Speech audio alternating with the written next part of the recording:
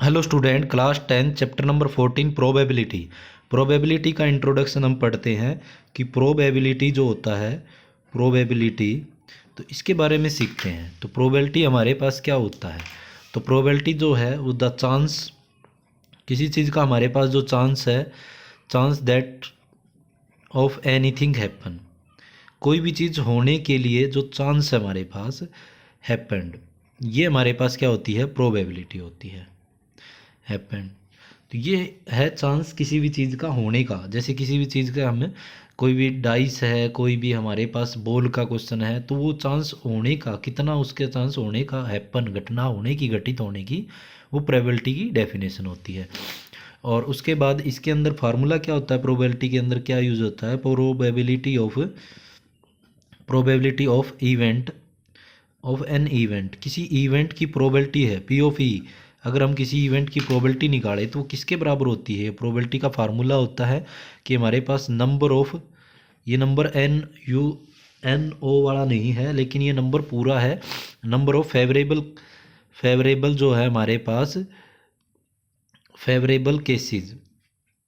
तो ये जो हमारे पास फेवरेबल केसेस है, जैसे मान लो हमारे पास कोई भी 6 बॉल और 5 बॉल, कोई अलग अलग बॉल है, तो ये किसी चीज़ की जिसकी निकालनी है, वे फेवरेबल केस कितने हैं। और नीचे क्या आता है? हमेशा total, total number of cases, जो टोटल जो केस हैं वो हमारे पास कितने हैं, कि टोटल जैसे हमारे पास 10 बॉल्स हैं तो वो 10 नीचे आ जाएगा, टोटल यहाँ ऊपर उसकी फेवरेबल केसेस। तो इसके बाद इसके कुछ की पॉइंट्स हैं, की पॉइंट्स हैं इस प्रोबेबिलिटी के। ये हमारे पास प्रोबेबिलिटी में फार्मूला लगेगा, एक ही फार्मूला इसके अंदर, जो मेनली तो फार्मूला यही है। तो अब हमारे पास कुछ की पॉइंट है। सबसे पहला, द प्रोबेबिलिटी ऑफ, किसी चीज़ की जो प्रोबेबिलिटी है, प्रोबेबिलिटी है ऑफ एन इवेंट, किसी इवेंट की, जो कोई भी इवेंट हमारे पास, इज ऑलवेज, हमेशा जो है वो क्या होगा? ऑलवेज इक्वल, हमेशा बराबर होगा, एंड, या और हम कह सकते हैं greater than, greater than zero. हमेशा जो प्रोबेबिलिटी होगी वो हमारी हमेशा या तो जीरो के इक्वल होगी या इससे ग्रेटर देन होगी, किससे? जीरो से। दूसरी बात हमारे पास क्या होती है? The probability of, the probability of, probability of an event, किसी इवेंट की, सेम लाइनें हैं, इज ऑलवेज, ऑलवेज इक्वल, और अब इसमें क्या होता है? लेस देन, इक्वल और लेस देन वन। वन के क्या होता है? या तो इक्वल होती है प्रोबेबिलिटी या इससे लेस होती है। तो इसका मतलब जो हमारी प्रोबेबिलिटी होती है वो जीरो से तो बड़ी या इक्वल होती है किसी भी चीज़ की प्रोबेबिलिटी, और less than equal to one होती है। तो प्रोबेबिलिटी हमारे पास हमेशा जीरो और वन के बीच होती है, ना तो वन से बड़ी बड़ी होती, 2 है, 3 है, 4 है, तो ये ना तो बड़ी होती वन से और ना ही इससे छोटी होती। इससे छोटी का मतलब नेगेटिव भी नहीं होती। इसको भी एक पॉइंट के रूप में भी देख सकते हैं हम। द प्रोबेबिलिटी, प्रोबेबिलिटी जो है हमारे पास, प्रोबेबिलिटी ऑफ एन इवेंट, किसी इवेंट की, इज नेवर नेगेटिव, ये कभी भी नेगेटिव नहीं होगी, नेवर नेगेटिव। तो तीसरा, ये हमारे पास की प्रोबेबिलिटी कभी भी नेगेटिव नहीं होगी। अगर किसी क्वेश्चन में नेगेटिव आया तो इसका मतलब वो गलत है हमारे पास। तो ये हमारे पास एक ये कंडीशन है हमारे पास। दूसरा, अब हम आगे पढ़ते हैं। ये हमारे पास 3 केसेस हैं कि जो प्रोबेबिलिटी हमेशा इक्वल जीरो और या ग्रेटर होती है, या फिर प्रोबेबिलिटी हमारे पास ऑलवेज इक्वल और लेस देन वन होती है। तो इससे हम कह सकते हैं प्रोबेबिलिटी जीरो और वन के बीच होती है, प्रोबेबिलिटी कभी नेगेटिव नहीं होती। उसके बाद हमारे पास प्रोबेबिलिटी ऑफ किसी इवेंट की, अगर मान लो जीरो आ जाती है तो वो कौन सा इवेंट होता है? तो देन हम इसको कह सकते हैं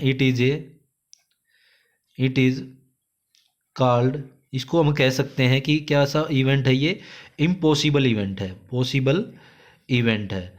किसी इम्पॉसिबल इवेंट की प्रोबेबिलिटी जो होती है वो जीरो होती है। इससे अगला अगर हम बात करें, अगर किसी इवेंट की अगर प्रोबेबिलिटी वन आ जाती है, तो पूरी वन आज कब आती है? देन इट इज़ कॉल्ड, इसको जब कब कहेंगे, ये वन कब आती है? Sure event.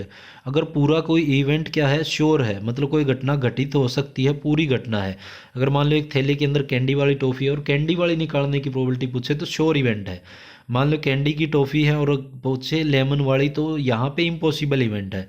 तो ये हमारे पास होता है कि दो चीज़ें होती है, एक तो श्योर इवेंट होता है, एक इन श्योर इवेंट होता है। एक तीसरी चीज़ और होती है, equally, equally likely event, likely event, ऐसा कोई इवेंट जो इक्वली होता है, जैसे एक किसी डाइस को उछाड़े तो या तो ऐड आ सकता है या टेल आ सकता है, तो ये क्या ऐसी होती है 50% होती है, 50-50 होती है, इसके होने की चांस जो है वो 50-50 होता है। एक कंडीशन ये होती है। अगला हमारे पास होता है complementary event. Complementary event, complementary events, ये कौन से इवेंट होते हैं? देखो हमारे पास कंप्लीमेंट्री क्या होता है, ये हमारे पास अगर किसी चीज़ की प्रोबेबिलिटी है, इफ़ ई इज जो है द इवेंट, कोई एक इवेंट है हमारे पास ई, किसी चीज कोई इवेंट है, उस इवेंट के अंदर then not of P of E की ना होने की, मतलब इसका उल्टा होना, मतलब किसी चीज़ की प्रोबेबिलिटी उसका कंप्लीमेंट्री क्या होता है, उसका विरोधाभास, उसका उल्टा होना। तो ये हमारे पास क्या होता है, P of E is called, इसकी नोट होने की प्रोबेबिलिटी किसी इवेंट की, वही क्या होता है, कंप्लीमेंट्री इवेंट होता है, कंप्लीमेंट्री इवेंट। तो कंप्लीमेंट्री इवेंट क्या होता है, किसी प्रोबेबिलिटी का नोट का होना, ये हमारे पास कंप्लीमेंट्री इवेंट होता है। जैसे इसका फार्मूले की अगर हम बात करें तो P of E plus P of E note किसी चीज़ की ना होने की 1 के बराबर होता है।